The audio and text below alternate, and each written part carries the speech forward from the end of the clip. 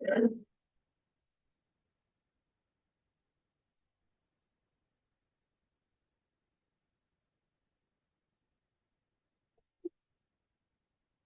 evening, Planning and Zoning Commission, Monday, December 15th, 2025.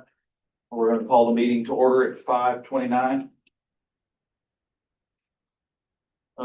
First action item is going to be approval of the minutes. Consider approval of October 6th, 2025 meeting minutes as recorded.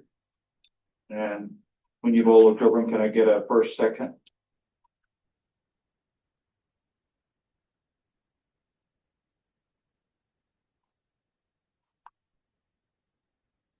To approve.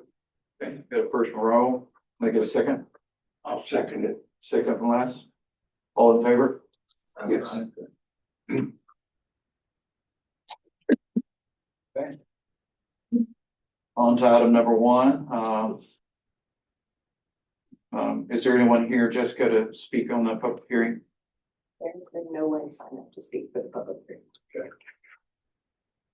Well, go ahead and read it though. Okay. Conduct a public hearing regarding request to replat the property located at 905 West Fifth, currently legally described as the Roswell Addition Block 10, Lot 9 and 10, and east / 32.6 of 110 into two different lots. And if there's no one here to publicly speak, we'll close the public hearing at 5:31. Okay. First scheduled agenda item is going to be discussion and any necessary action regarding a request to replat the property located at 905 West Fifth, currently described as the Roswell Addition Block 10, Lot 9 and 10, and east / 32.6 of 11 into two different lots. So commissioners, if you look at you got it in your backup, but this is that lot is three pieces of property right there that you just read off, Mr. Sparks. So the request is to break it up, to replat it into two lots. And those lots, if you'll change it, you'll see that's how they want to lay it out. And they're basically one's 94, 85, I believe, and one is 96, 65 square foot. So they're pretty good sized lots. There's a house on one of them. If you go back to the next slide, you can see the house there. And if you just draw that box in half, yeah, like where your cursor is, there's going to be an empty lot. And so he wants to build a house on that lot. So that's what the replat is. Take a house down or just build a house? There's a house that you see on one side and he's going to build another on the other side. Make it. Makes sense? Well, yeah. That's wow.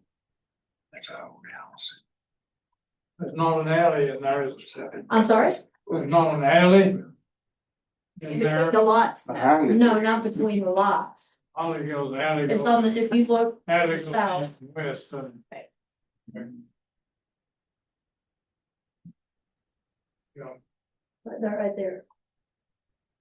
So it's going to be like And I don't have, I'm sorry. I apologize. Is it going to be like a cement foundation or what? Well, the purpose of this is not to talk about the house itself. It's just to do the replat. So you're just splitting the property into two pieces of property. So if there's no further discussion, we can call for a vote. Rishi, Okay, sorry. if it is replatted, is that house gonna be far enough from the side setback? Yes, Yes, big lots. They're big it's lots. a big lot. Good. Any other questions? Okay. If we can, we're going to call to vote to replat this into two different ones. I make a motion to approve it. Okay. And can I get a second? I'm sorry. All in favor? Yes. Aye. Aye. Turn it over to the city manager. So tonight, commissioners, we are reviewing the zoning and you guys, if you remember when we did the comprehensive development plan, we talked about the zoning as well. And that was gonna be, another separate process, which is what we've been doing, but we talked about it then. Since that time, we've had several open houses on the zoning. And we have our, consultants here with public management. And Caitlin is here, so I'm just gonna let her, introduce her and let her introduce her first member here. And she's going to go over, where we're at with that. Good evening. How are y'all doing tonight? Right. So my name is Caitlin Higgins. I am a planner with Public Management, and I have Levi Hancock here with me. He's also one of our planners on the team. We've been working with the city for quite a while now. Y'all might remember, or y'all might have been on the board a couple of years back whenever we started the comprehensive planning process that Ms. Cynthia just described. That was with my two bosses, Ken Kanye and Dalton Aiken. Since then, they threw the project onto me, so I get to see my face instead of their ugly mugs. What we've done since we were kind of last here and talked with y'all, the last thing we brought to y'all was, of course, the comprehensive planning document in of itself, which included a future land use map. We talked with y'all a lot about the zoning update and what that's going to look like. Well, now we've done a lot of that hard work and a lot of that labor behind the scenes with city staff and with other members to make sure we're kind of starting to get it looking like what we would like it to. So in front of y'all have 11 by 17 piece of paper that kind of shows the map that we decided and laid out. I also have it on the screen currently right now. So if there's any specific streets or specific parcels that y'all would want to look at, I can go ahead and get it up here so we can take a more detailed look at it. I'm going to do a really quick kind of overview of what's changed so y'all can understand the decisions and what's being brought in front of y'all.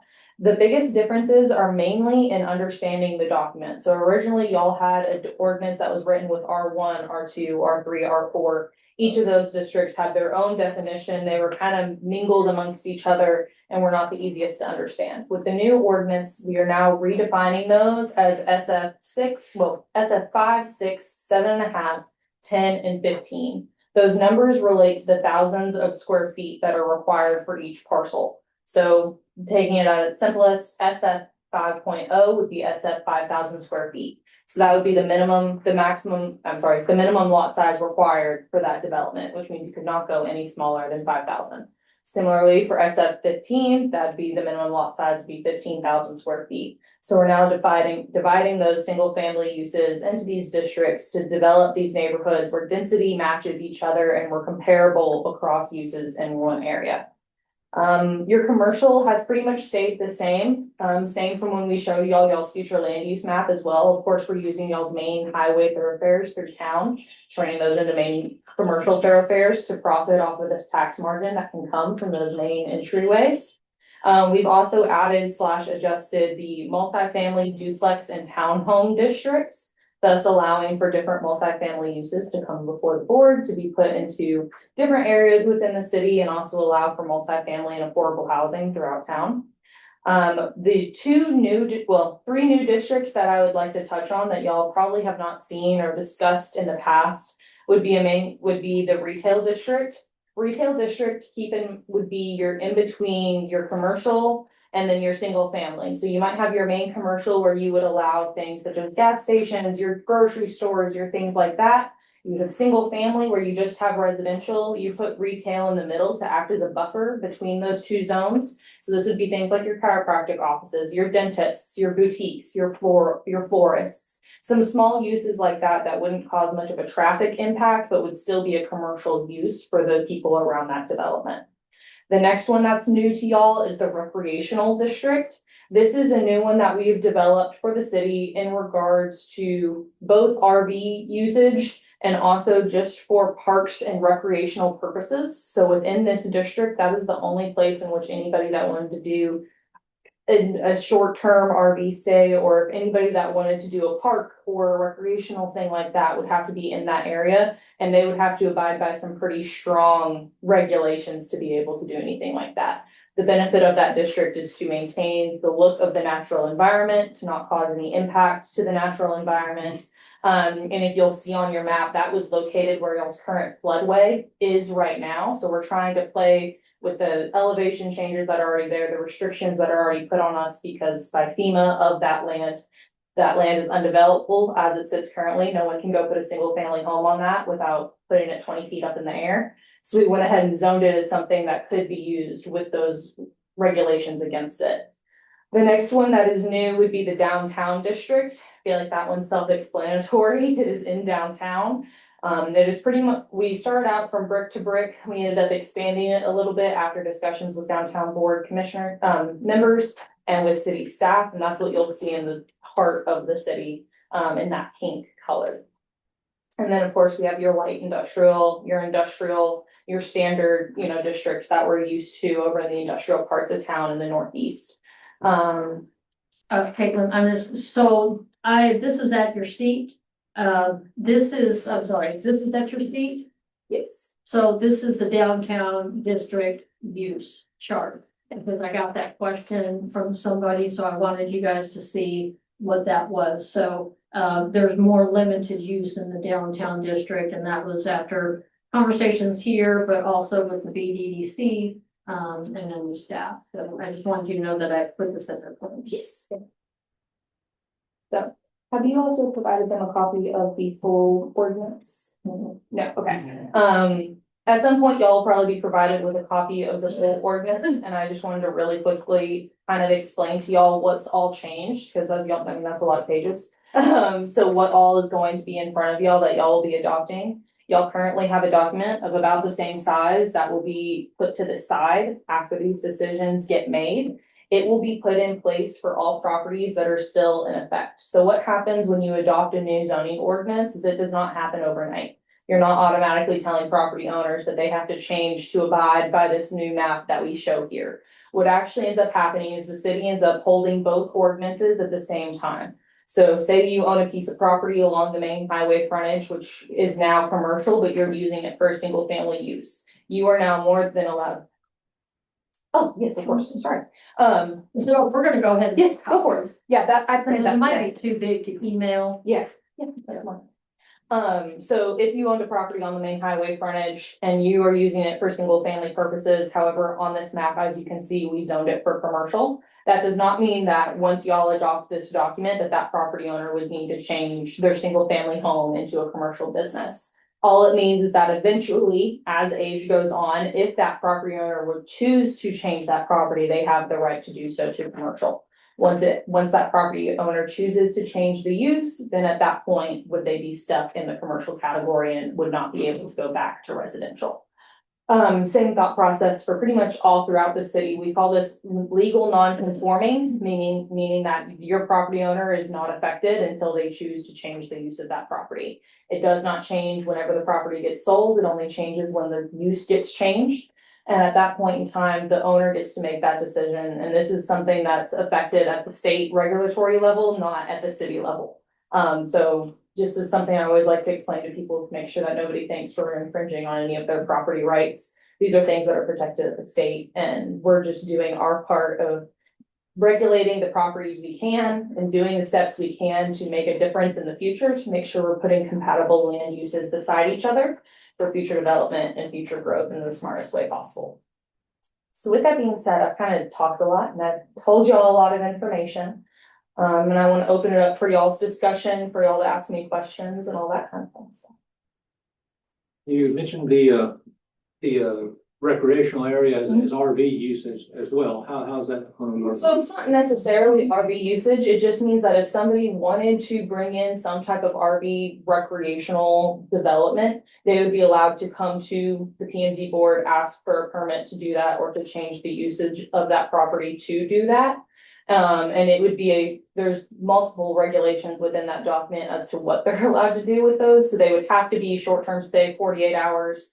They would not be allowed to be lived in units. They would not be allowed to be hooked up to water and sewer for more than X number of hours, all that kind of stuff to ensure that we're not creating a development in which somebody is living in their RV on that property, but it's still allowing for recreational purposes where if somebody wanted to come in, have an RV there, stay in downtown Breckenridge for a couple days and be in that RV park, they'd be allowed to do so. Do RV parks, do they require a home specific use or zoning classification. They do not. So RV parks are considered recreational vehicles. They are not mandated under HUD code, which means they are not something that somebody can live in full time. They are only allowed for recreational purposes, which is why we have that recreational park-like district where they can be allowed, but there's no allowance for them to be lived in. And that's the only area in which they are currently conditionally allowed for. I just know we have one over here in the commercial area.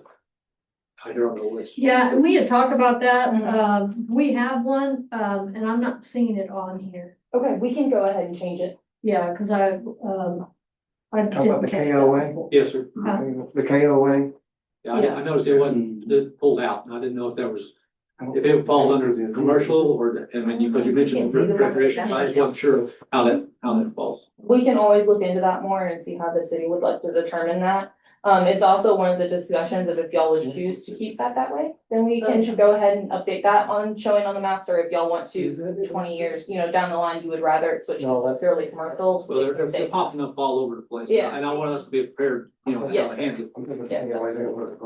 You said that, Yeah. on a, if this was adopted, the commercial, let's say something with the commercial, there's a residence there. Yeah.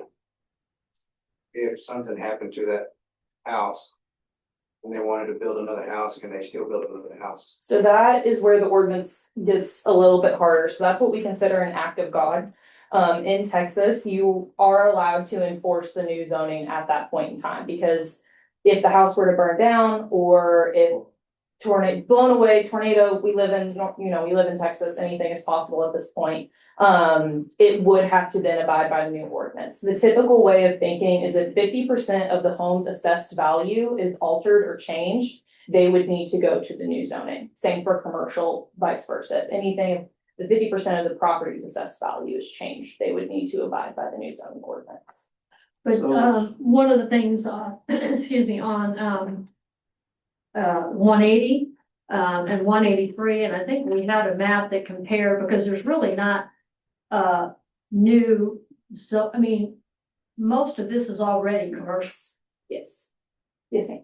That's like correct. all of it. Yes, on y'all's current zoning ordinance that y'all have right now, most of what we have as commercial on this map is already commercial with y'all's old predated ordinance. It's just properties haven't changed over yet. That's kind of what I mean by zoning is a long-term tool. As you see right now, we are starting to match the uses that we're seeing on here, but there is still some residential in there that even under y'all's ordinance as it stands today would be non-conforming.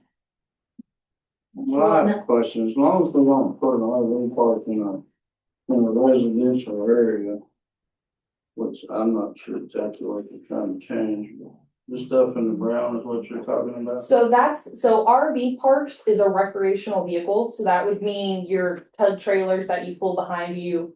The ones with wheels on them is typically what you consider an RV. The brown on this map is manufactured housing, so that means it has to be to HUD code of a manufactured home, which I believe is 1976 and forward. Is the date that it would have to be HUD manufactured. Anything before that would not be allowed within the city limits. Manufactured homes would only be allowed within those brown districts on the map that you see. Okay. It's a tug trailer. Bumper pool. Yeah, there's different kinds at this point. My in-laws have one that's like way too much money. Just had to ask. I just wanna, just a second, are there, any questions right now for her? I'm happy to answer them. There's no question that's out of the ordinary. Zoning is a beast in of itself. How much, I'm sorry, go ahead. How much is this gonna change the old map? We don't have all those. So the old map will not change very much. As Cynthia discussed previously, most of y'all stuff on 180 and 183 is remaining the same. The biggest differences is going to be the downtown district, the manufactured housing, that was something that was not previously mapped on y'all's old zoning map. And then the division of single family. So your single family is going to stay in the same areas. It's just no longer going to be that 1, 2, 3, 4. It's now going to be that 5 through 15 that we discussed earlier. But overall, the consensus and like the big picture of the map is going to remain mostly the same. So right now, oh, go ahead.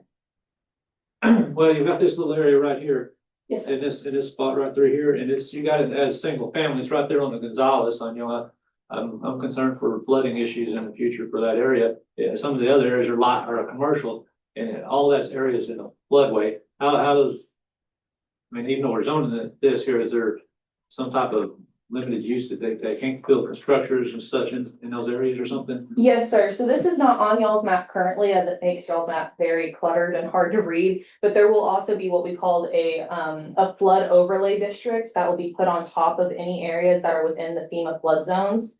And anything within there would have to abide by their own regulations because they're in that floodway.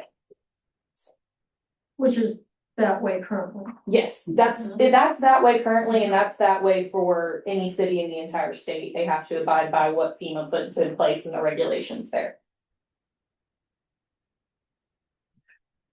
And I mean, you still have opportunities to ask for questions. Ken, if you want to come up and ask your question. Can I give out some things? Huh? I just did some things on the map. Can I hand these out? Am I allowed to? Yeah. I don't have enough for everybody, so you might have to share. We can't make copies, but. We need- Copy machine is- Yeah. You have to have one for that. Very big document, I apologize. She's copying the 180 page document. It's just. It's a very large document. That's why I only printed one. Yeah, it's gonna take a minute to copy this. Probably needs a couple rings. You're a little bit. What I'd like to bring out or talk If about. you, Ken, if I could have you be at the podium. Yes, ma'am. Okay, thank you. Thanks for letting me talk. What I'd like to point out is the areas that the plan, or this new plan is changing. And I marked them in red. These are areas that are currently zoned for mobile homes, for manufactured housing. And the one on the newer map is what it's going to move to in manufactured housing. I'm not a super proponent for manufactured housing, but what I do look at it is it is affordable housing. And that's something that's big in this area, is where can we put a lot of people? One of the biggest sections is taken pretty much, it's off of one block off of Park Street at Jeanette, and then goes all the way up to in between Harvey and Harding, all the way up to 7th Street. So that's a big block up to where the brown goes, but it starts, if you don't mind, Yeah. closer to where Hard, if you come, you see. Yeah, go for it. Just a minute. Get my cursor. But we're looking at, so there's Parks and Jeanette. So currently it's off the first block. So this whole section is what's currently zoned for mobile homes. And we're going from pretty much that big section to a quarter of that section. There's a lot of mobile homes in there right now, and there's a lot of ones that need to be removed, need to be fixed, need to be cleared, whatever. But to be honest, and you guys in the construction area, not many residential areas are gonna go in that area. You're not gonna put a new house on Panther and 4th Street. It's just not the area where R1 residential is looking to go. They're gonna look in other areas of the city. And I'm just saying, before you guys make the decision on that, is look at what some of this area is gonna change. And if you zone it out, then it's gonna make it harder for people to live in those areas. You mean to live in this area because of mobile homes? It's currently zoned for mobile homes. Well, it's zoned, okay, so currently mobile homes, and if you want to clarify this, but that is zoned R3, it's a combination of R3 and R4, which mobile homes are allowed. And R4. R4. So these. It's a combination, it's just not that section that's colored in on that map. I'll have to look at it. Well, it looks like in the current that you have right here, Yeah. Ken, that you have, there's some R3 in it. Okay, but, Oh, boy. and I just did it a lot just to kind of get a square of it. I didn't get the exact ones. I know that there's some between, No. I don't know what that street is. It looks probably It doesn't match up. between Harvey and Harding, in between, there's something in there that wouldn't be zoned in that area. So it's just a thought. I'm just taking it the broad, looking at the broad example, say 16 square or 16 blocks, and we're changing that to 4 blocks. So that's taking a lot of area out of potential where people could do something with it. Maybe it's time to change the ordinance to say, hey, if you want to put one in there, give us some, or make some rules. Can't be over 5 years or younger or older than 5 years old. But put some things to make that area that could improve. But it would be an area that's zoned that it could be used in affordable housing rather than move it to where it will make it hard to do that with the current building prices. Well, so, okay, one of the things I want just to help you guys understand the conversations with, and I'm gonna let her, respond as well, but internally, the conversations were, right now, with R1, R2, R3, R4, they're allowed in R4. Correct, okay, so that is sprinkled and they're allowed in commercial.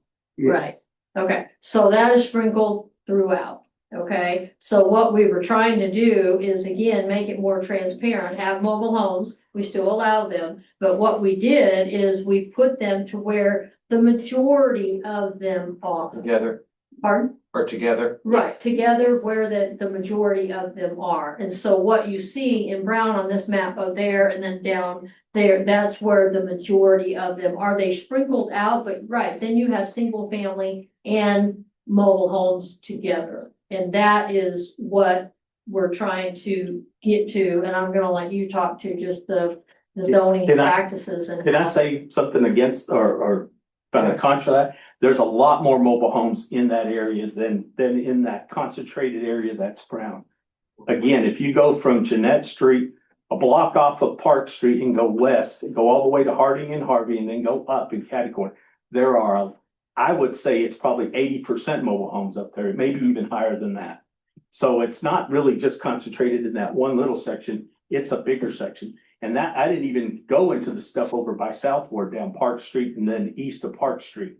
Again, taking it away from where it currently is or what the majority of that stuff is and going to something that's that's requiring either new builds would be the only thing that would be able to go in there. It makes it not affordable. May I ask a question? Yes. Yes, sorry, I'm trying to bring up some maps. Yes, sir. Well, while you're looking for a map, Mhm. how, to go along with what his concern is, how currently how it sets before this is potentially be like how much is being eliminated? Because that resonates with me, the affordable housing. Yeah, so, I mean, as you see on the map, we are taking out a lot of the R4. So if you're looking at R4 as only allowing manufactured, then we are limiting it by a good margin. However, you have to keep in mind that the way y'all's current ordinance is written is R4 is for residential and manufactured. So with that in mind, you're splitting that piece, that giant, as we're looking at this, these big red boxes, you're splitting them in half because they're allowing both uses. Versus on this map, or on the map that we're showing up here, anything in brown is only allowing that manufactured home. Does that make sense to some impact? So yes, you are limiting where it can go by a good margin, but when you think about you're dividing the uses versus not dividing the uses, the math kind of becomes a little bit trickier. The other comment on that I wanted to make is the hardest thing in the state of Texas in regards to manufactured housing and limiting versus not limiting, because 100% we want to allow affordable housing. That is also the reason why the city expanded their districts for townhomes, multifamily, and duplexes, was to try to expand the use of affordable housing. Tiny home. Oh, yeah, and yes, and that's the reason. Yeah, and so that's the reasoning why those districts were established, is we understand the need for affordable housing, especially in today's economy. But when it comes to manufactured homes specifically, the state and the federal government are very contingent on what you can do. So you have to allow manufactured homes in at least one district within your city. The city of Breckenridge is allowing it in 2 districts, so we have checked that checkbox. the gentleman that came up earlier made the comment of, we'll be stricter on your rules and regulations of only allowing, certain years and things like that. I am not an attorney and I do not speak for legal advice or for legal counsel. I always recommend that you talk to y'all city attorney. However, we have had in the past multiple attorneys tell us that that is not legally binding, that you are not allowed to do that within the state of Texas, to regulate them to only being 5 years old, 3 years old, whatever of the case. We have had attorneys say otherwise though. But that's kind of where you start to get into this area of, you hope that there's more tools that you could use, that you could expand manufactured, but put these rules on them. But from what we've been told and the way public management plans is that those restrictions are not allowed. You're only allowed to restrict where they go, not what age they are or anything like that, besides for it being HUD, up to HUD code and HUD standards. I apologize. There was another question that was asked in regards to where the properties are currently within the city, and I'm attempting to pull up that map if my computer would let me, to show y'all what the existing land use looks like in that area compared to, because as y'all remember, as part of the comprehensive planning process, our team came out and we drove every single street in town and marked what each property was. So if it was being used for single family purposes, if it was being used for manufactured purposes, or if it was being used for commercial purposes. And that is what I'm trying to bring up for y'all right now, but I apologize. What's the number of mobile homes that are, or manufactured homes that are in, What was I'm the assuming you have, How many? Yes, I do. I'm scrolling to that Yeah. right now. Like 3 years ago when they did that, Yeah. because that's when they told the more accurate population too. Manufactured in total, public management counted a total of 236 manufactured homes within the city limits of. 236. 236 manufactured homes. Of those, 103 were considered in standard, 74 were considered in deteriorated, and 24 were considered to be dilapidated condition. And some of them in that area were burned. Yes, sir. Sorry, I'm really trying to get this map pulled up for y'all. Can you repeat those numbers? Yes, sir. Give me 2 seconds and I'll read those numbers again. But I have one question. What's the difference between a tiny home and a manufactured home? You still move it. Anything that rolls on wheels can be moved as a manufactured. It doesn't meet the required minimum square footage. Yeah, cause most of them ain't gonna be through. Yeah, that's why they have to get an SP now. That's why you have to have something to go by that. Yes, sir. Cause I ain't seen one that's 1,400 square feet. No. I mean, there's RVs bigger than that one. Yeah.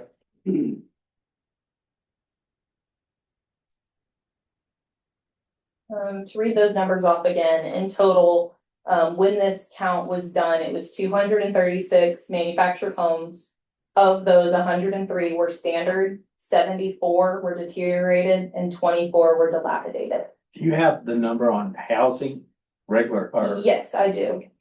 For single family structures, it was 1,824. Of those, 1,199 were in standard, 421 were deteriorated, and 97 were dilapidated.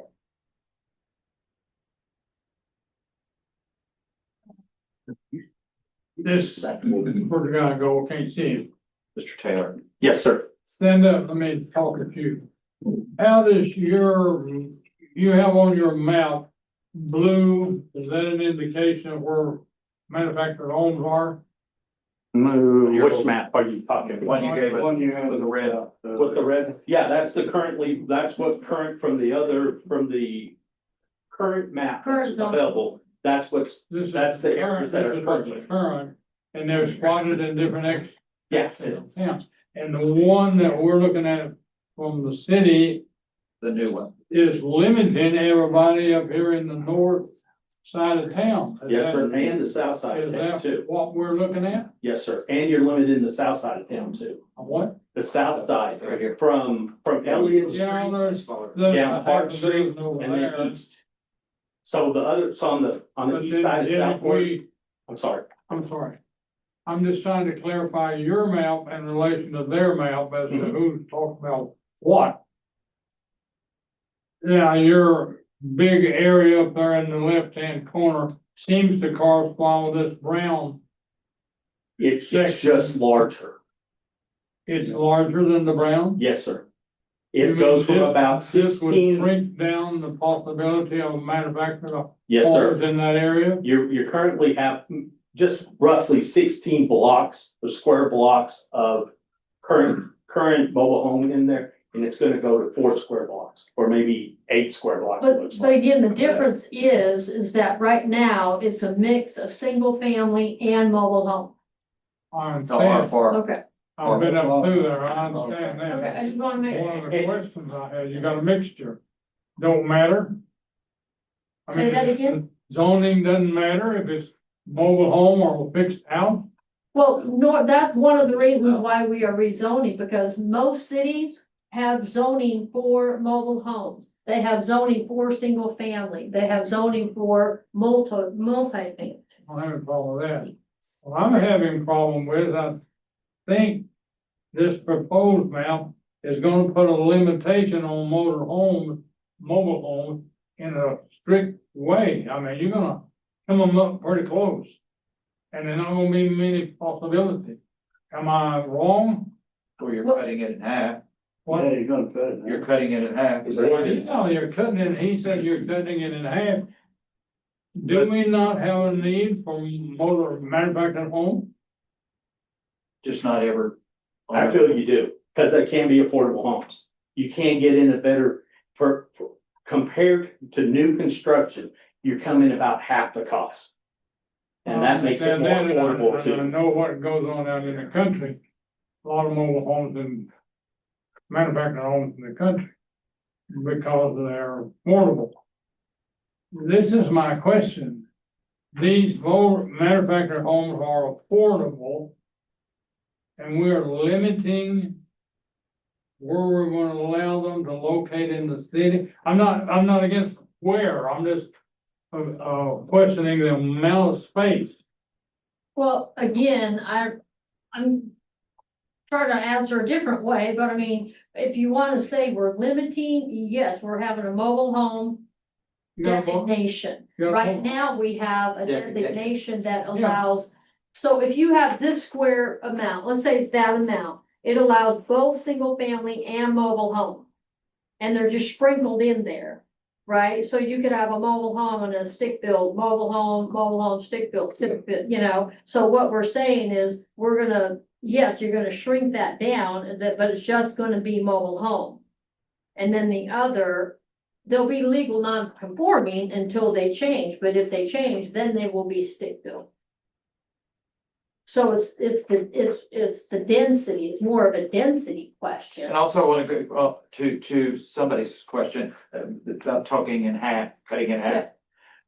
The numbers you gave, and I'm not no rocket scientist, but 236 total. Mhm.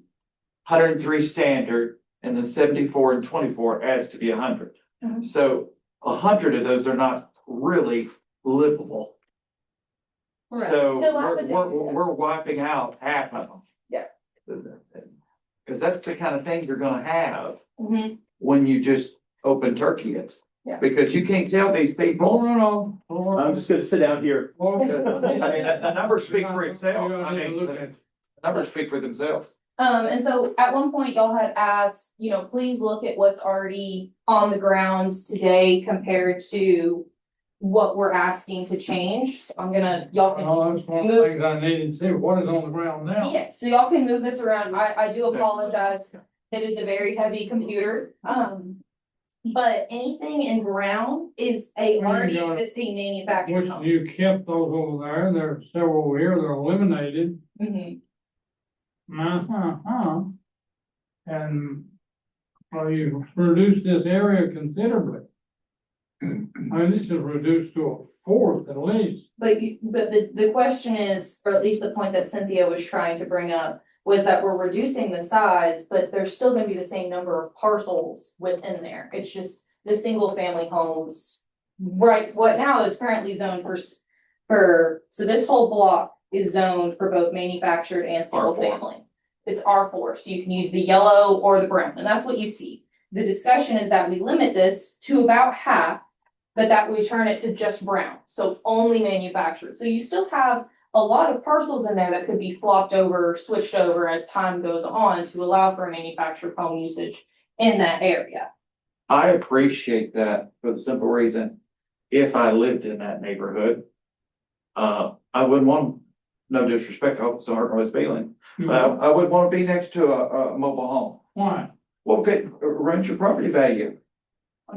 Runs your property value. Let me ask you this. Sometimes it raises We took a the couple cost of building blocks in the of house. this. Well, yeah, if it's better, but Didn't mean to always say that.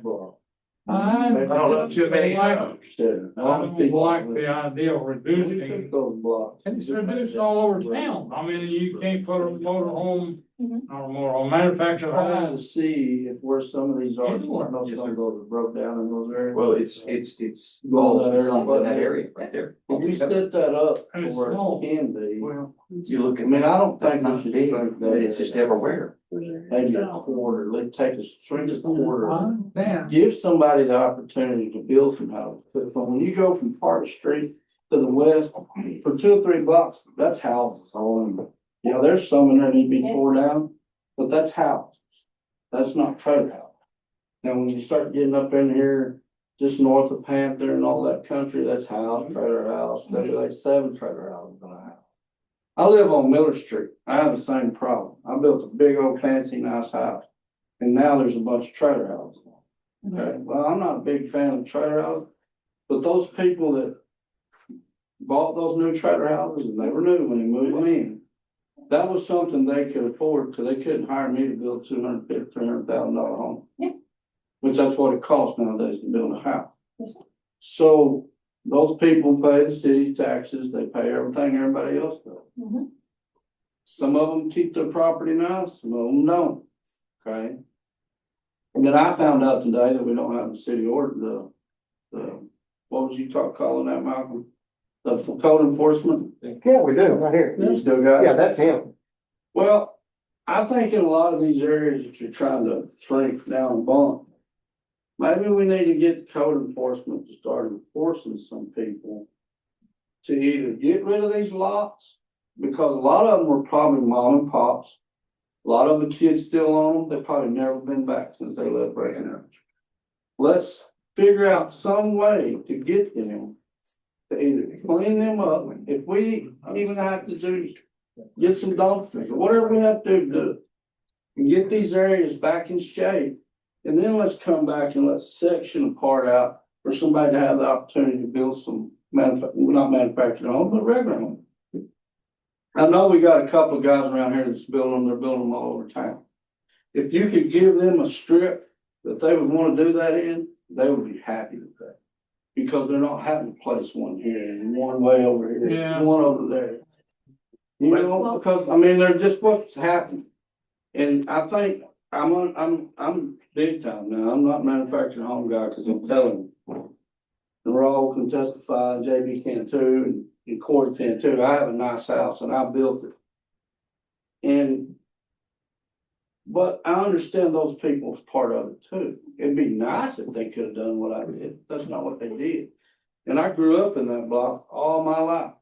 And it was nothing but house. And my uncle decided he wanted to put some trailer houses in there for his kids to live on, because he owned the whole city block. He come down, they did a planning and zoning, they opened it up for trailer houses. Now they're everywhere, okay? I don't agree with that, but I don't agree with shrinking something half the size. Let's give a piece of it, let's try it, if it works, then we start moving forward with the rest of it. Well, and I hear what you're saying, I appreciate that, but I mean, here's what you need to know is maybe some of the other things that we have done. So we have hired then these things need to be done simultaneously. So we can't just wait for one and then do the other. So, I mean, we've hired the code officer, a full-time, the fire chief used to be the code officer, but he's a fire chief and a building inspector, and he was part-time code. So that's what we've been dealing with for several years. So last year, he's been on board for about a year now. Jay Potts is our code enforcement officer. So he has been on board for a year, and he can, I mean, I can release him to tell you, and you would be like this, and I probably will, but he has been very busy. But essentially, we haven't really been doing anything with code very much just because we didn't have the resources. Now that we do, we still only have one code officer. His caseload is very heavy, so he has been out there, and all over, not just on Mobile home. manufactured homes. Yeah, That's but just there's a all lot of over. housing. So he's been all over, and I can let him tell you a little bit about that. But the other thing, the city does, I mean, we do have programs that try to help people. So, I mean, if we have a program, we'll provide, and it's not, I mean, we don't just do it for everybody because we don't, the city, that's a city expense. We don't have that much money, right? But where we're providing a roll-off, where they will provide a roll-off that they will say that they will clean it up, and maybe they're gonna have 2 or 3 roll-offs. So we spend a lot of time, I mean, we have, our city dump, everybody gets a free dump once a month. That's 12 dumps a year for free. Now, remember, our convenience station is not a city dump, right? It's a roll-off. Not like it used to be. Yeah, and so all of those roll-offs that when they're carted off, we're paying for those. So, So I mean, it's an expense to the city. So I think the city has, and the city commission has, instituted several programs where we're trying to help people clean them up. But at the same time, we've got, I mean, the zoning's been, coming for, well, actually, the comprehensive development 3 years. update. I mean, it's been coming for years. I mean, the last one we did was in 1963. And so one of the things, I mean, in our strategic plan, one of the main tenets of it is beautify Breckenridge, and that's very broad, but this is part of it, right? Yeah, And so that'd be- that is having been ongoing deal logical for a long time. logical zoning. Now, if it's something that, I mean, I hear what you're saying as well, so I'm not saying that you guys can't do it, but, to have, it is a best practice in most cities, 98%, I would say. I mean, they designate, and so we're being more transparent by saying, here's mobile homes or manufactured housing, here's multifamily, here's single family, here's duplex. And so we're letting them know, and we're putting it, we're trying to, you look at compatible uses. So for your situation, right? If you have somebody that built this house, I mean, we just have more like uses like that. And so that is the whole purpose of zoning. So the only thing, and I understand, Kim, what you're saying, but again, I'm gonna go back to my point. If we had this and it was R4, you have manufactured home and stick-built homes in there, they're dotted in there. It's a density issue. So maybe it's not that, maybe we expand it one block, but it's gotta be all together. That's the point of the zoning. I think it's going a little too far. I think you're trying to zone by density and you're not looking at what's reality, what people are actually living. Well, that's what Because if you you put take- out there and you did. Yeah, and that's why you see brown versus yellow next to it. Because I mean, like Jeanette Street, if you take Jeanette Street, 1 block off the park going west, there are 13 homes. There are 3 stick homes. The rest are mobile homes. Different quality from really good to really bad. But you're saying we're gonna replace all those 13 with construction homes that will have to be built at least double the cost at current cost today. So the only people that can afford those are not the people that are living there right now. So you're taking people, you're removing areas that they can live affordably in, and you're making it where they can't.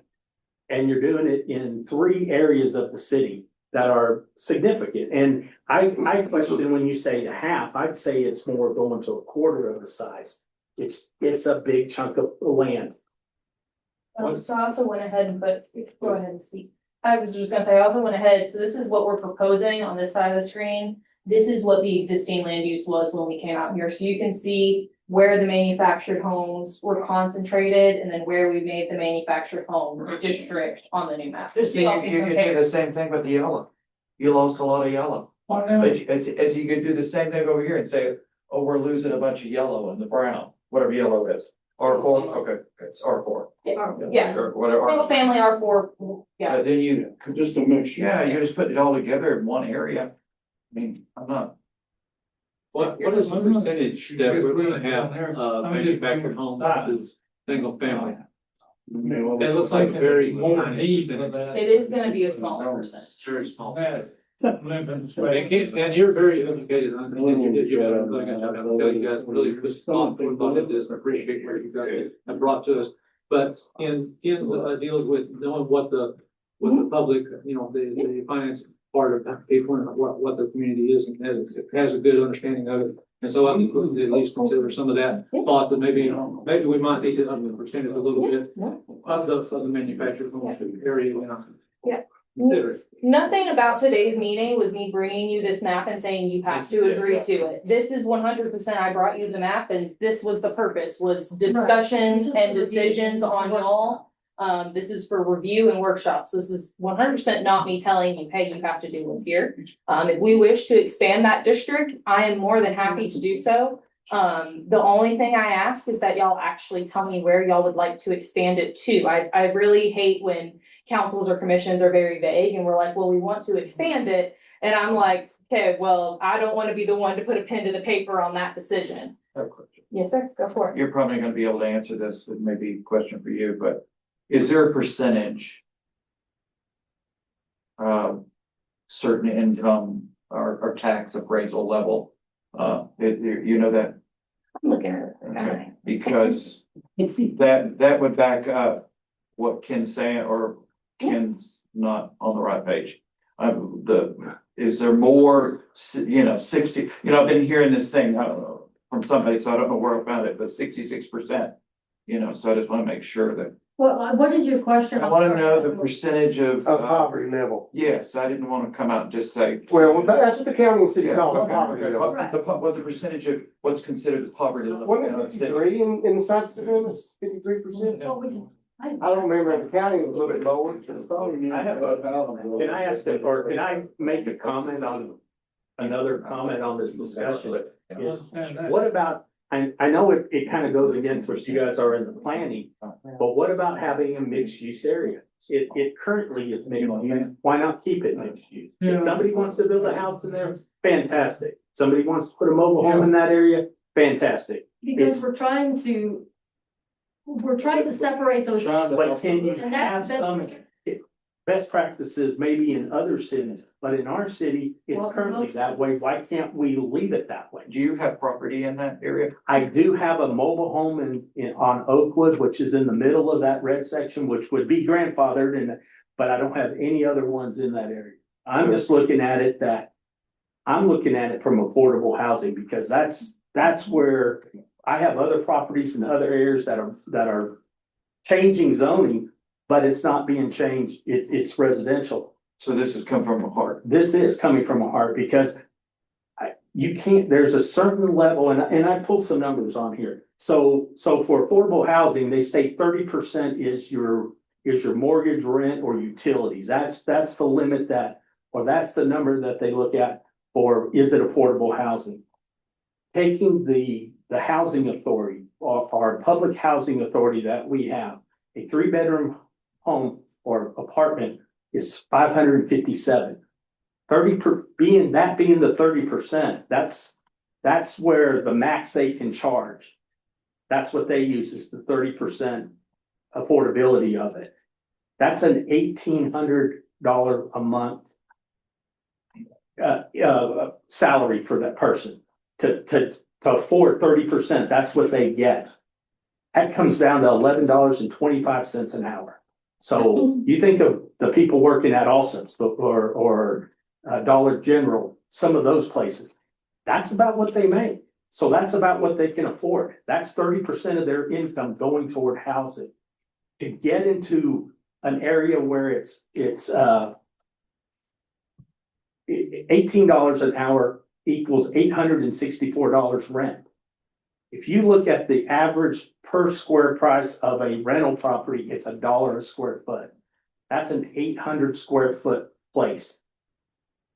There's not affordable housing. We have to look for affordable housing options. We don't have it. And eliminating big chunks that could possibly be keep that solution to go to an area where the density is better or it looks better because they're light properties by square footage.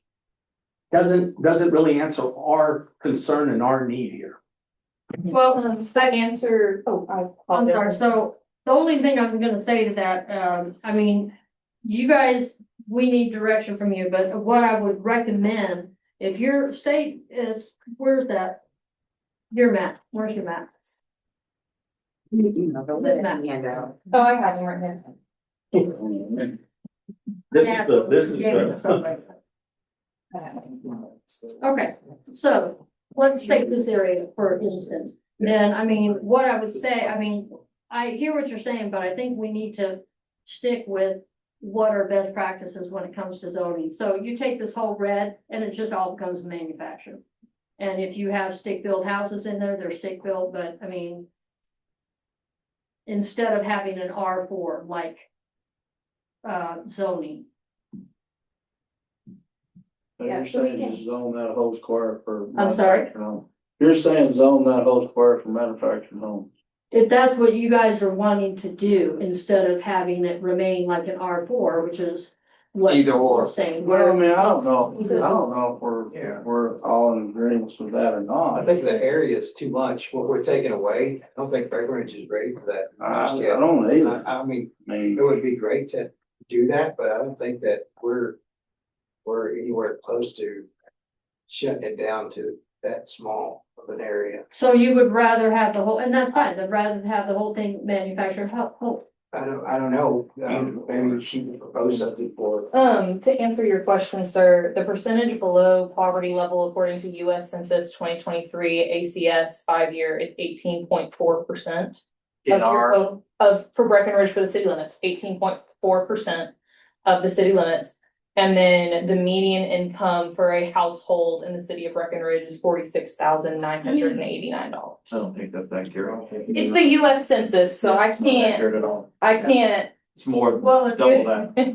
it does say that for married couple households, it's 87,000.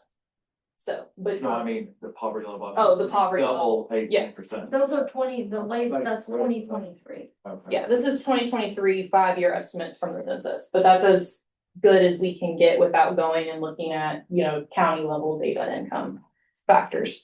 To answer your question, sir, from the sounds of it, at least from the discussion I've heard tonight, there's a lot of decisions going towards wanting to expand the district, that Breckenridge's income levels and poverty levels do not match the restriction in which is currently shown on the map. But I've also heard some concerns about, well, we don't want to expand it to that full extent and make all of that manufactured, because even today it doesn't sit like that. It sits with a mix of single family and manufactured. My recommendation would be to expand and maybe include, so on this map here, you see how we have this block here, we can expand over and pretty much make it all of this. And then we're still leaving down here as a single family opportunity, down here a single family, but we are making this area quite larger to allow for more development. Can you help name the streets? Cause I don't. Oh, yes, sorry, I can't read up there, I have to look on it on here. Talk about. So we're talking about Wall Street North, hypothetically. That's between third and Can you fourth. zone in on that? Yes. How close is that to the housing district? Oh, that thing where we have our. Other 3 blocks east of that. So you cross, it's 1 block off of Parks. Okay. And then the housing is over on the. So where the light blue east is, side where of the it. housing district is. Yeah, that's. Where the light blue is where the housing. Okay. Yes, yeah. And where the light blue is, that would remain, that would not get affected Okay. whatsoever. Hey, Caitlin, I Yes. think, Les had a question. He wanted to know, can you build a house in the mobile home district? So that's when it comes, may I see the whole, right. Say somebody bought 2 lots, they wanted to put a stick-built house in the mobile home. I think you asked that while you were with me. Yeah. Yes, Currently is you this could, many correct. pages? Yeah, currently. Currently you could. So according to the ordinance that we have in front of me right now, yes, you would be allowed to put a single family detached dwelling within a manufactured district, but it would only be allowed under conditional permitting. So that means if somebody wanted to do that, they would have to come in front of P and Z and ask for a conditional use permit to do so. It would just be automatically allowed. That's situation now. No, that's on this. Currently, in y'all's current zoning, that's the map in Yeah. front of y'all. They're allowed to do whichever they prefer without coming to y'all for recommendation. Now, Yes. okay, And then in the future, if this were to get adopted as is, it would be saying that if somebody wanted to come into a manufactured district to build a single family home, they would have to get approval by P and Z first, P and Z and council. I think that's good to have control, a little bit of control. that's what we Okay, said. do I understand If we all go the down that, I homes understand today, be it manufactured home or a site-built home, Mhm. are gonna be grandfathered in? Yes, sir, that's right. Until that, If you're living in that. Non-conforming. It's not grandfathered, it's legal non-conforming. West Seventh, just off of Breckenridge, they just put that, a real good looking double wide Yes. home up there. It would still be allowed. And so actually for manufactured homes, they get even a little bit more protection. So if it was a single family home, once as that use changes, they have to decide to go towards the new use. Manufactured homes, that home is allowed to stay there in place. It's a non-conforming, or the more generalized term is it would be grandfathered in. And then, or that property owner also has the right to move off that manufactured home and bring one new one onto that piece of property. So they're able to expand the lifeline of that manufactured home, non-conforming use, compared to what a typical single family home would be allowed to do. But yes, sir, anybody that has one currently is grandfathered in. They even have the right to take one off and bring a new one in without affecting their zoning rights. They can presently. That would be presently, or if the new Anytime. ordinance, yes, anytime, Where there's one there, yes, grandfather or not. yes. Well, that's fair. Well, if there was one there, yes, sir. Yeah, I understand. So I have a problem with the area. Yeah. I just have a problem with the size. I think it's too small, Mhm. and I think there needs to be another section somewhere else in town.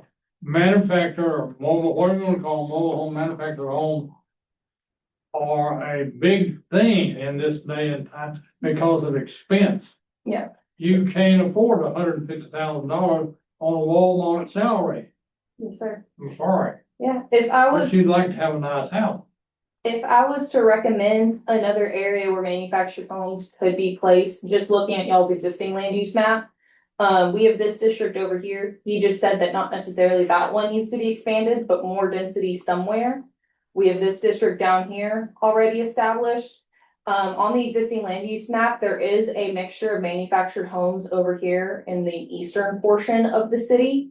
That I think would be the next best area to look at adding What I call. that kind of district too, because you'd be matching what's already there, expanding upon it, things of that nature.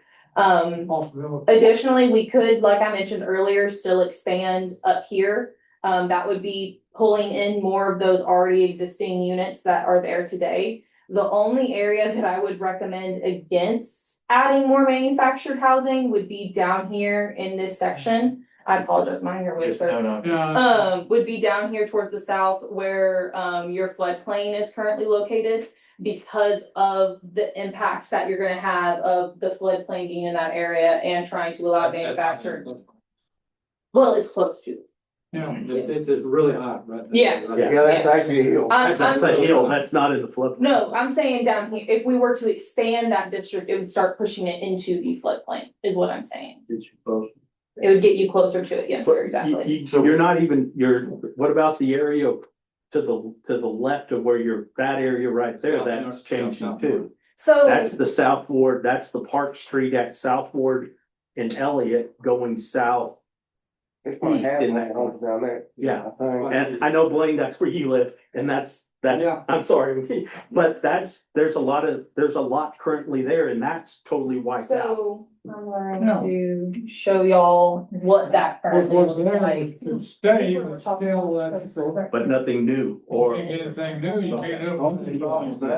Yeah, right, that's South Elementary. Okay, so if y'all remember kind of what I showed y'all earlier on the existing land use map, that's that's a lot less brown than what we were looking at up here, over here. The other thing is as There's I a lot of pull my lots. computer, There's a lot of area in there. in pretty rough shape, yeah, and I can show y'all the density for the condition map as well.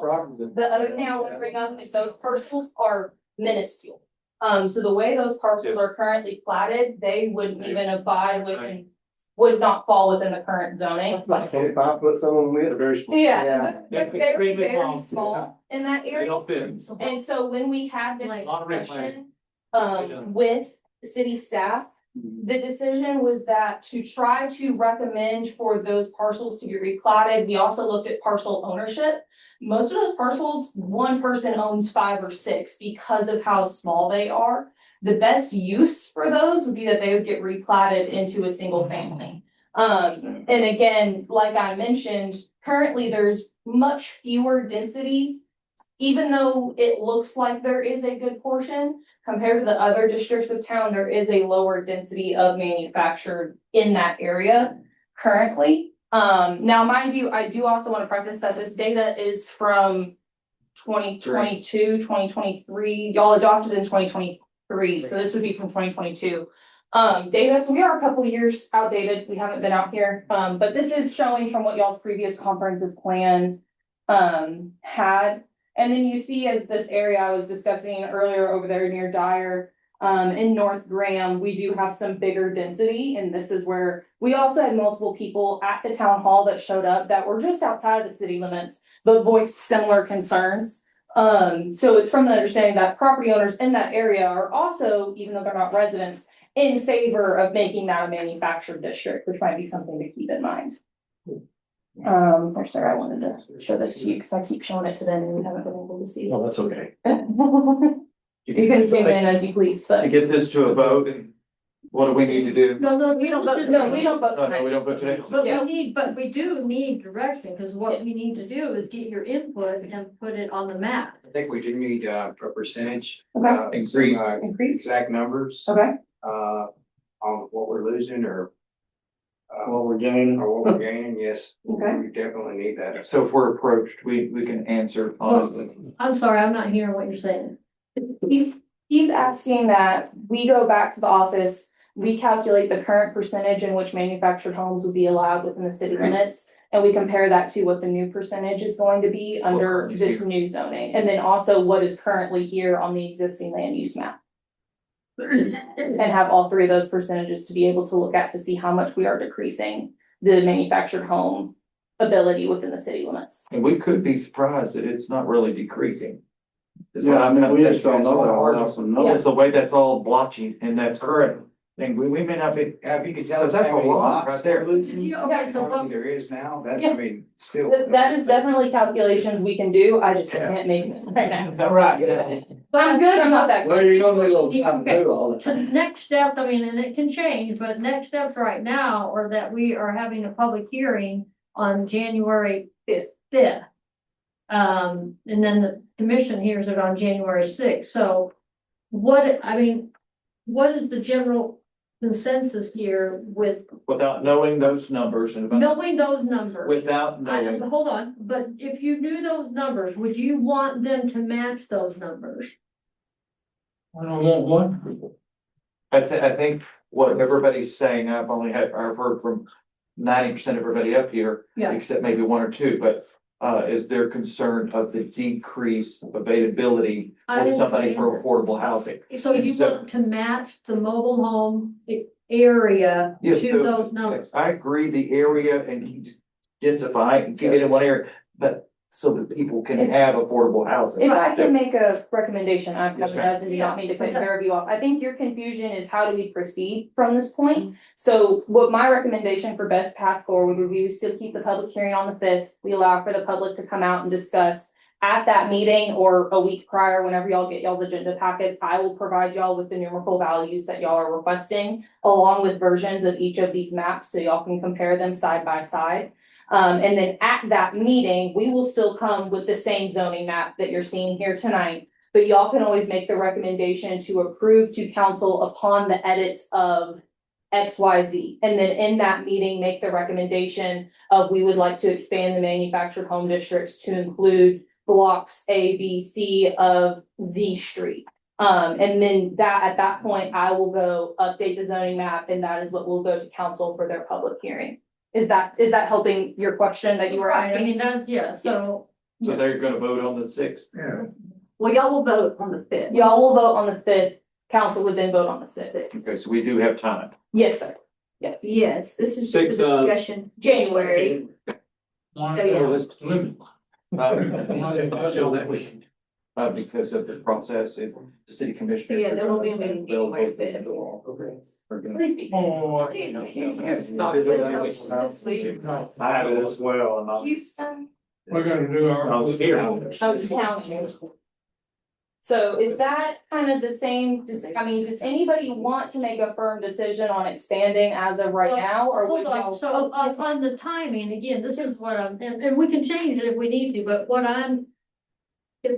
I would suggest Mhm. is your recommendation, but giving us a map, so say it's whatever that is, 20%. So here would be the recommendation for the manufactured home Area. expansion Mhm, in these areas that you've already talked about tonight, mhm, to match those numbers, mhm. Well, so that we come with maps. yeah, the only thing I will say is my understanding was I have not gotten a specific answer from anybody on, do y'all want to match those? At one point, we said we want to match it. At one point, y'all said maybe at a quarter of it. At one point, we said maybe at a third of it. So I just want to make sure before we go make new maps of if we were to match percentages or if we were to increase or decrease, what would be the percentage factor that y'all would want to see that happen by? Yes, sir. Your first suggestion will ago Yes, sir. before all this other talk. Yep. Is it north of Fifth Street? You could add 2 more. Yep. Keep that brown. Okay. That would be my suggestion. That's my perspective. I'm just gonna go down the line. Yeah. I kind of agree with that to a point, but I think we need to make it to where people can come in Breckenridge and build new homes. I think so. Huh? Yeah, I think so, but we also can't kill our town, which is dying slowly anyway. And has been for 25 years.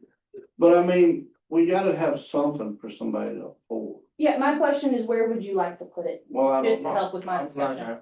If I'm gonna look at where these red blocks are, Mm-hmm. I want a really detailed map. I want every street, I want everything on it. Cause I know where those streets are. And I can always pull this up and And bring if it over you to you. can as well. pull that up and show us, then we can figure out. Are we gonna do a third, we're gonna do a quarter, or, you know, that would make a decision. I think to all of us, but would help us if we knew exactly what we were talking about. I mean, right now, all you see is a bunch of squares. A lot of this writing on these streets is small, I can't read it. Oh, I have this on a digital platform that all of y'all can bring up on y'all's computers as well. So that's I available. think that would help us a lot. And then I think it would answer some questions. I'm like JB, I think the numbers would be great, if you could come up with that. I think that would also help us a little bit. And I mean, I'm all about whatever's good for this town. Sir, do you have a decision on where you would like to see them placed if we were to expand the district? I think I couldn't say right now, Okay. with the information. That's perfectly fine. Sir, do you have an opinion? What now? If we were to expand the district, where you We would need like to to see them expand it, expand? I'm of that opinion and maybe even designate another area in town. Okay. It's a important thing to have decent housing and sometimes you can't afford $150,000 house. Yes, sir. I'm sorry. No, yes, sir. I am not against y'all. I'm just trying to understand the opinion here. Against you. Sir, what's your I'm stance? at least Fourth Street, Fourth if Street? not. I mean, I know where Third Street is, I'm not familiar with Wall, Okay. but It's in between. yeah, Wall, yeah, Yeah. I mean, cause my sister lives on Third, so Yeah. I kinda know where that is, but. But you're still going towards what Mr. Sparks said of expanding that same area. Okay, yes, sir. I'm also in the same agreement about Wall Street or Yep. Third Street in that area there. Blocking this off, make this a little bit larger here. Coming over here into this northeast corner, as you suggested, where we already have those existing, we've already had. I've already had other folks that said that they thought that'd be a good idea, so that we can incorporate that. This area right here is really high. You were talking about the floodplain. Mhm. This right here is a really big high bluff right there. Okay. We could increase that area right there easily. There's already homes, manufactured homes that are in dilapidated states for sure. But, yeah, But that area right there could stay and maintain that manufactured home. They still can build a home, side home if they desire. okay. This area down here, I think, I'm not really I haven't made a good decision on that area right That's there, yeah, but those three areas there definitely could be expanded there, I think. Okay, sir, do you have an opinion? No, and I agree on expanding that area to Mhm. allow for both, and yes. Okay, perfect. So Better view. better for me. What I was gonna say is what I'm gonna take from this discussion is I'm going to make one map that shows what Mr. Brennan just said, where we're expanding the Fourth and Fifth Street area out a little bit. I'm gonna expand what's down there near the floodway a little bit. And then add in those 4 blocks on the far eastern side of the city. And that's gonna be our like max version of expansion of the map. And then I'm also going to pull y'all the numbers of what y'all wanna see. And then I'm also going to make one map where we're just extending that Fourth and Fifth and show y'all what the numbers would be like there as well. And so that way we When can. you say the numbers, ma'am, do you mean actual? Percentages. Mobile homes that can go there? Yes, sir, Okay. percentages. So what, how many lots, how many acres for each property type of numbers? How much percentage of Jeff Breckenridge is gonna have manufactured homes? Exactly, yes, sir. Thank you. So yeah, if that's what y'all are okay with, then that's what I'm gonna do. And then Cynthia, that provides us 3 maps to bring to that public hearing to allow the board to decide which one they would like to move forward to council. And then even if at that point y'all have any edits, y'all can always choose to bring to council with edits and I can make those edits before the meeting with council. So is there any other questions that I can answer for any of y'all? Cindy, with those, I don't know when your plan is to have those numbers available, but would those numbers be available to the public to get prior to the meeting? On the 5th? Well, let me get with her and I'll let you know on that. I don't know, I mean, I just hate to have to come to the 5th and see the numbers for the first time. well, no, we'll have them out at least a week before Okay. this, but I mean, right now, I mean, we're looking at it's the 15th, we're talking 3 weeks. And 2 of And them. Christmas Two of week. them are Then Christmas. you got Christmas and everybody's gonna be traveling and everything. So- I mean, we'll try to get a week out ahead. The 5th of what? February? Yeah. So, but I'll get with her. I'll be back by then. Will y'all be available the 5th? Les? Figure it out. You might say it's- Yeah. You It's gonna be easy. Hey, it never is. So we did make these copies for you guys. This is the actual, zoning ordinance, so there's a copy for each of you to take tonight. I encourage you to look through that. We'll get these, I'll get with Caitlin, we'll get those out as soon as we can. But that way, that's what I was trying to get to. Let's have some maps based on the numbers so that we have some choices so that it's easier to move forward to the next night for, the commission. I should have a copy of the comprehensive development plan that Yes. came. I should have a copy of that. I can probably get emailed because it has a lot of that density number, the ones that show the maps and stuff, the interactive Well, maps. it's That was online. provided before, but I can get y'all a copy or send you the link to it so that y'all. It's on our website, yes. And I'll also send links to the web map version of the existing land use and stuff like that. That would be great. But before we close, I just want to make sure that we understand these numbers. I'm talking about us up here. You know, we've got almost 100 of that 236. It's already, and they're not habitable according to, That's the problem. you know, and so Yeah, when we do the- increasing this, you know, there's a lot of thought to be put into this, guys. Yeah. Because are we just gonna open it up for more of these numbers to grow? Well, and also, JB, you gotta look at how many houses this town is. Because I don't wanna see anybody homeless. There's a bunch of houses in this town, same way. Yeah. In 2011 and 12, we did a survey, we started doing substandard houses. And at that time, we were 250 right at it. And what'd you say we're down to now, like 60 something? So housing. Uninhabitable. Housing has, so your single family structures, you have 421 in deteriorated and 97 in dilapidated. And then manufactured, you have 74 in deteriorated and 24 in dilapidated. And dilapidated, so you know, dilapidated basically substandard. And those ones, we were at 250, so we're now down under 100, so we are making progress. Yeah. It It don't happen overnight. Over the last 3 years? A lot has been done in this city. Yeah. And hiring him was a good decision too. He does a lot. He's been very busy. Yeah, I mean, I agree. He's done a wonderful job. I didn't mean anything by that, Eric. No, I understand, sir. I've been doing this for over 20 years now and stuff. I Before will we let- close out, excuse me, before we close out, can you stand and? Well, that's what I was gonna say, if you would kind of just tell your, That'll help us a little too. Because he sees everything. if you would talk about the Yeah, case. I'll try to give you a little bit. I can't get too detailed or I would have been ready for this. I'm somewhere in the area since December the 2nd of 2024, when I started. I'm somewhere in the area of 1,200 cases right now that I've done over the year. I'm running right now probably an active caseload of 160 something cases. 776 of those cases though that I put out so far in 1,200 have become compliant with some stuff. The housing stuff takes a little longer on getting some of that done. Some of the challenges I've run into also with the city is looking up on CAD, finding the owner. The owner's deceased. There are probably siblings or brothers or sisters or something like that, but trying to find them because it's under the owner's name. And the way our ordinance reads, the owner is who I can actually hold accountable for that piece of property. So trying to research, trying to find out, finding owners, sisters, things like that. I do have some technology, I can look at people up and find some deceased cases, things like that, but those are some of the challenges. We're getting there, it's gonna take a little while, but we're gonna make the difference here. Well, and one of the things the city did on that addressing is also the address. Yes. So there's a big project that staff has been involved in, and it's been a partnership with, COGS and with, the post office Post and office. the CAD in trying to get everybody on 911 addressing. So that we're all I was on the going same out, page. sorry, I didn't interrupt. I was going out to properties, looking on CAD, and the address would say it was 617. I looked at the front door and it said it's 607.